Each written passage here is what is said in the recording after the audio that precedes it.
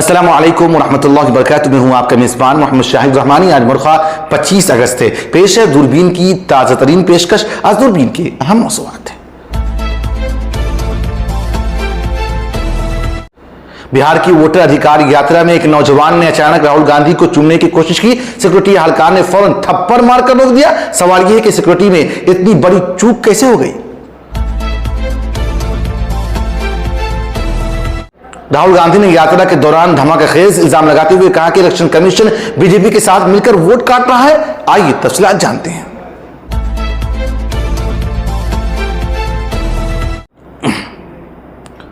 राज ठाकरे भी राहुल गांधी की हमनवाई में आ गए। कहा वोट चोरी पर उनका इंतबाह नया नहीं, वो 2016 से ही इस साजिश को बेनकाब कर रहे हैं। मगर सवाल यह है कि वोट अभी भी उम्मीदवार तक क्यों नहीं पहुंच पा रहे हैं।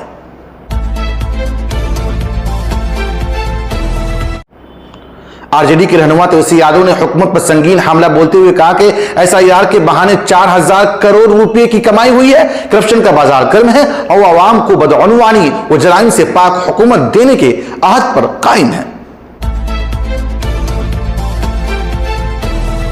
प्रियंका गांधी भी मैदान बिहार में उतरने को तैयार है। 26 और 27 अगस्त को वोटर अधिकार यात्रा में शामिल होंगी। खवातीन से मुलाकात के साथ सीतामढ़ी के जानकी मंदिर का दीदार भी उनके प्रोग्राम में शामिल है। अपोजिशन के नायब सदारती उम्मीदवार और साबिक जज सुदर्शन रेड्डी ने अमित शाह की खामोशी पर सवाल खड़ा किया। कहा वो लिबरल आईनी डेमोक्रेट हैं। सवाल यह है कि वो वज़ीर दाखिला कब लब खोलेंगे। गजा में एक बार फिर कयामत बरपा। इस्राएली हमलों में कम से कम 63 फलस्तीनी शहीद। हर तरफ लाशों और शोक की आवाजें। आलमी बिरादरी की बेहसी पर दिल दहल उठता है। श्रीलंका के साबिक सदर की गिरफ्तारी पर शशि थरूर ने गहरी तशवीश का इजहार किया। कहा कि बरसों खिदमत करने वाले रहनुमा के साथ बदले की सियासत न की जाए। इज्जत देने का वक्त है, न कि जिल्लत देने का।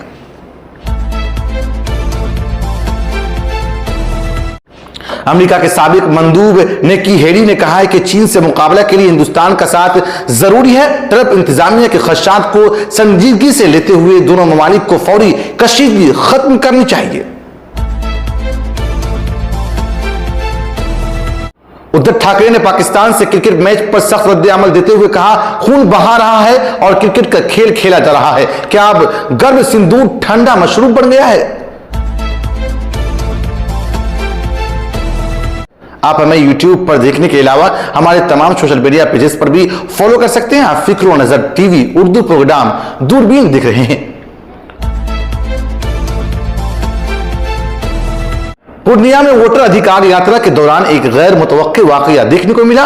कांग्रेस के साबिक सदर और मौजूदा लोकसभा में अपोजिशन रहनुमा राहुल गांधी उस वक्त बुलेट मोटरसाइकिल पर सफर कर रहे थे। उनके पीछे बिहार कांग्रेस के सदर राजेश राम बैठे थे, जबकि दूसरी बुलेट पर आरजेडी लीडर तेजस्वी यादव मौजूद थे। जैसे ही काफिला पूर्णिया अरनिया रोड के जलालगढ़ ब्लॉक के करीब से गुजरा, अचानक एक नौजवान राहुल गांधी के करीब पहुंचा और उन्हें चूमने की कोशिश की।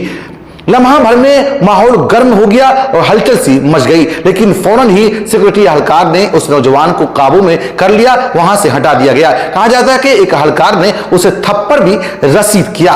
एक अचानक पेश आने वाले मंजर से यात्रा को चंद लम्हों के लिए अजीब गरीब सूरत हाल में डाल दिया। उसके बाद राहुल गांधी और तेजस्वी यादव रास्ते में गढ़नेली के करीब एक छोटे से ढाके पर रुके, जहां उन्होंने चाय, मैगी और नमकीन और चिप्स नाश्ता किया। राहुल ने ढाबे के मालिक से खुशदिली से गुफ्तगू करते हुए कहा कि यहाँ के लोग बिल्कुल उसी तरह खुश अखलाक हैं जैसे इस ढाबे का नाम अपना ढाबा दोस्ताना है। फिर काफिला आगे बढ़ा और अररिया में एक बड़े इज्तिमा से खिताब करते हुए राहुल गांधी ने कहा कि अपोजिशन पार्टियां नजरियाती और सियासी दोनों सतहों पर मुत्तहिद है। उनके दरमियान बाहमी एहतराम है और वोट चोरी को किसी कीमत पर बर्दाश्त नहीं करेंगे। उन्होंने बीजेपी और इलेक्शन कमीशन पर गठजोड़ का इल्जाम लगाते हुए ऐलान किया है कि बिहार में वोट का हक किसी से छीनने नहीं दिया जाएगा।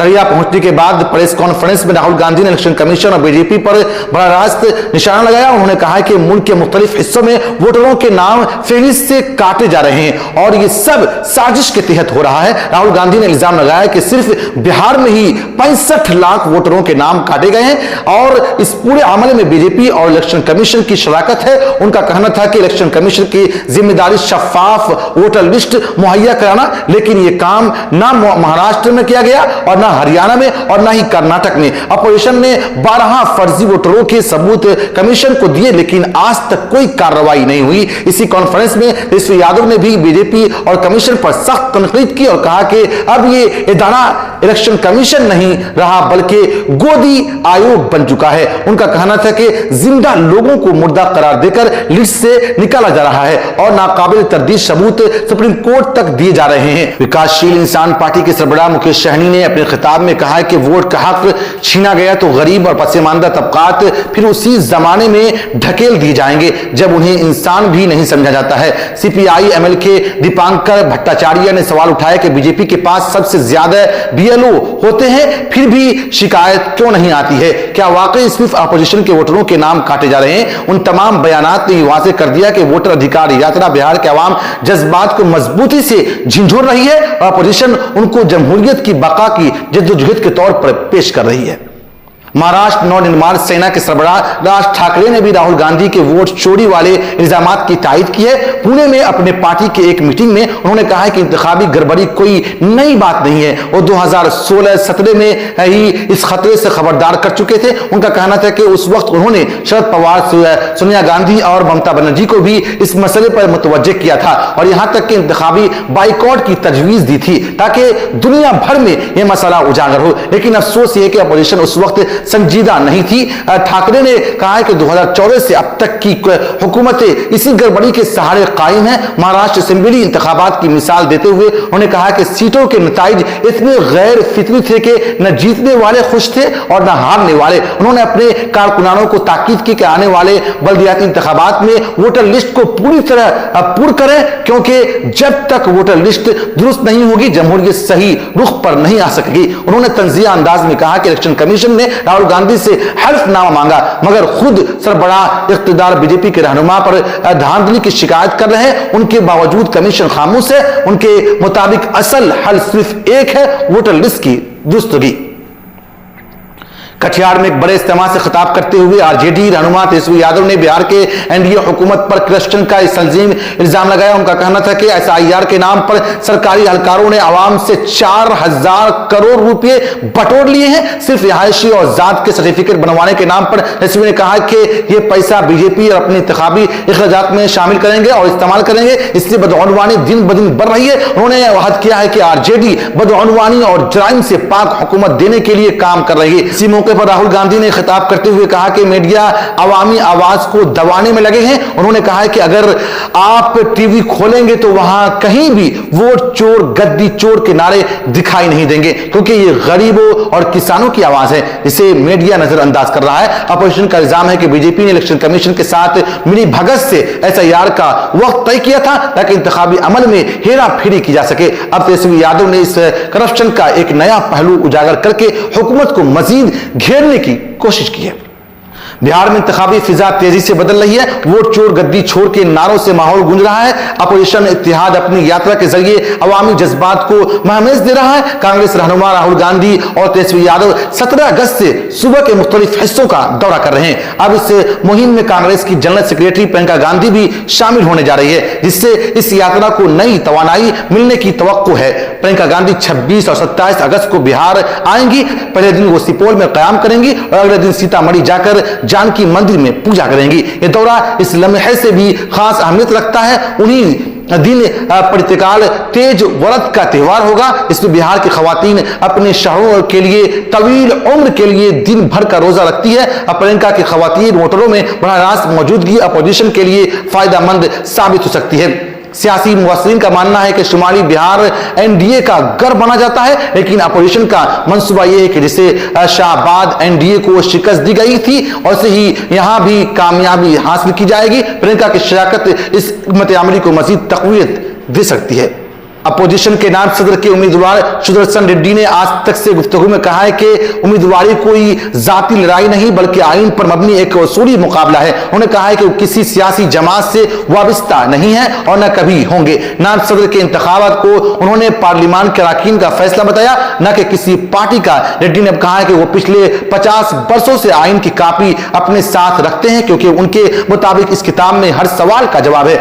वज़ीर दाखिला अमित शाह ने उन पर नक्सली नजरिया रखने का इल्जाम लगाया था। इस पर रेड्डी ने वजाहत दी है कि सिल्वा जोडियम पर सुप्रीम कोर्ट का जो फैसला एक अदालती फैसला था, महज उनकी जाती राय नहीं। उन्होंने सवाल किया है कि अगर उनके फैसले पर एतराज था तो शाह इतने सालों तक खामोश क्यों रहे। रेड्डी ने कहा है कि वो न सिर्फ अपोजिशन बल्कि दीगर इलाकाई जमातों और हत्ता के एनडीए के अरकान पार्लियामान से भी हिमायत हासिल करने की कोशिश करेंगे। उन्होंने अपनी उम्मीदवारी को आईनी बमुकाबला संघ की लड़ाई करार दिया और वाज़ेह किया है कि वो सिर्फ जमहूरियत और दस्तूर की हिफाजत के लिए मैदान में आए हैं।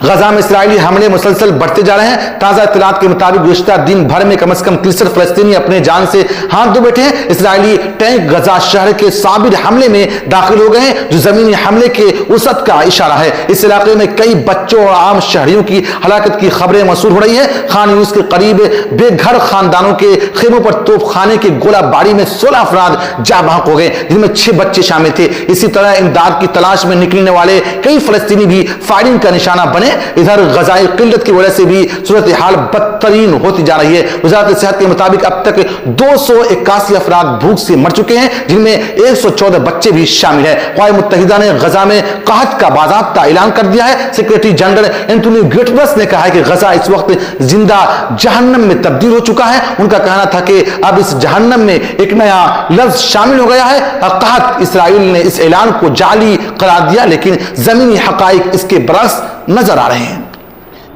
कांग्रेस पार्टी के रहनुमा शशि थरूर ने श्रीलंका के साबिक सदर रानिल विक्रमासिंघे की गिरफ्तारी पर तशवीश जाहिर की। उन्होंने कहा है कि मामूली इल्जामात में बरसों तक मुल्क की खिदमत करने वाले रहनुमा को गिरफ्तार करना दुरुस्त नहीं और श्रीलंकाई हुकूमत को बदले की सियासत छोड़कर अपनी साबिक सदर के साथ एहतराम का सलूक करना चाहिए। विक्रमासिंघे पर इल्जाम लगाया कि उन्होंने लंदन के एक दौरे के लिए सरकारी फंड का इस्तेमाल किया, जहां एक यूनिवर्सिटी की तकरीब में शिरकत हुए थे। गिरफ्तारी के बाद उनकी सेहत खराब होने पर उन्हें जेल अस्पताल मुंतकिल किया गया है। वाज़ेह है कि रानिल विक्रमासिंघे 6 मरतबा वज़ीर आज़म बन चुके हैं। वो 2022 में अबूरी सदर के तौर पर भी खिदमत अंजाम दी। गुज़िश्ता साल वो सदारती इंतखाबात अनवार कुमार दिंगा से बाहर गए थे। थरूर ने कहा है कि ऐसे शख्स को सजा के बजाय इज्जत मिलनी चाहिए।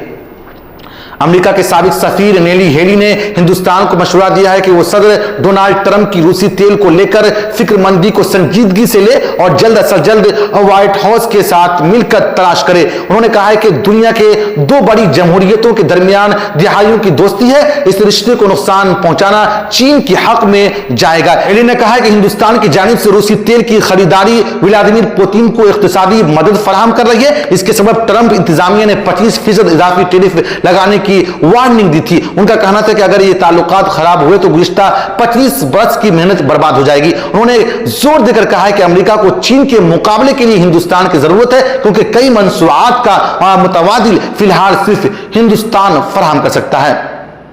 शिवसेना ठाकरे ग्रुप के सरबराह उद्धव ठाकरे ने पाकिस्तान के साथ होने वाले क्रिकेट मैच पर सख्त एतराज किया। उन्होंने कहा है कि जब हमारे फौजी जाने कुर्बान कर रहे थे तो ऐसे में खेल के नाम पर दुश्मन मुल्क से ताल्लुक रखना शहीदा के कुर्बानी की तौहीन है। उन्होंने वज़ीर आज़म के इस पुराने बयान का हवाला देकर खून और पानी एक साथ नहीं बहा सकते और सवाल किया है कि फिर खून और क्रिकेट एक साथ कैसे बहा सकते हैं। और ठाकरे ने कहा है कि सियासतदानों फौजियों की बहादुरी का क्रेडिट ले रहे हैं, लेकिन हकीकी तौर पर उनके खून की कदर नहीं कर रहे हैं। उनका मुतालबा था कि हर हाल में यह मैच मंसूख होना चाहिए। इससे पहले उन्हीं के ग्रुप के प्रियंका चतुर्वेदी ने संजय रावत के इस मैच की मुखालफत कर चुके हैं। उन्होंने वज़ीर आज़म को खत लिखकर कहा था कि या तो मैच मंसूख किया जाए या कम से कम उनकी नशरियात पर पाबंदी लगाई जाए।